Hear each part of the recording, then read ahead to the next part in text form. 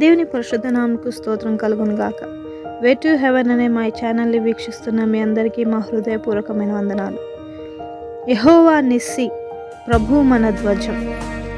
దేవునికి అనేక పేర్లు ఉన్నప్పటికీ ప్రతి ఒక్కటి అతని స్వభావం యొక్క విభిన్న కోణాలని వెల్లడిపరుస్తుంది.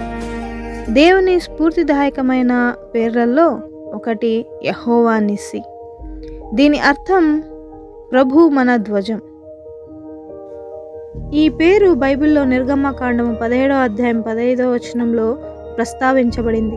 ఇశ్రాయేలీయులు అమాలేకీయులను యుద్ధంలో ఓడించిన తర్వాత మోషే ఒక బలిపీఠము నిర్మించి దానికి యెహోవా నిస్సి అని పిలిచాడు. యుద్ధంలో దళాలపైన ఎత్తబడిన జెండా లేదా బ్యానర్పై రాతపూర్వకంగా లేదా చిహ్నంగా ఉన్న జెండాను ఎగురవేస్తారు. అదేవిధంగా యెహోవా నిస్సి దేవుని ఉనికిని మరియు అతని ప్రజలపై రక్షణకు చిహ్నంగా ఉన్నది.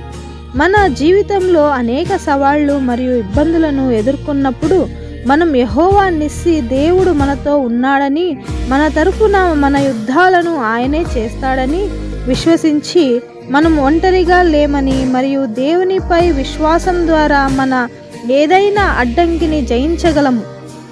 మన ఆధ్యాత్మిక యుద్ధాలలో పాపం మరియు శోధనలను జయించడానికి మనం మన సొంత సామర్థ్యంపై ఆధారపడక మనల్ని ముందుకు తీసుకెళ్ళడానికి, ప్రతి సమస్య నుండి మనల్ని విడిపించడానికి దేవుని శక్తి మరియు కృప అవసరమై ఉంటున్నది. మనం ఎదుర్కొనే జీవిత యుద్ధాలలో యెహోవా నిస్సి మనకు తోడయుండి గెలిపిస్తాడు. కాబట్టి భయపడక, జడియక మనకు విజయాన్ని అనుగ్రహించే యెహోవా నిస్సిని మన జీవితాలకు ముందుగా ఉంచుకొని ప్రతి ఒక్క సమస్యను గెలిపించే దేవునిపైన విశ్వసించి మనము జీవించే వారంగా ఉందాం. దేవుడు మిమ్మల్ని దీవించి ఆశీర్వదించును గాక. ఆమేన్.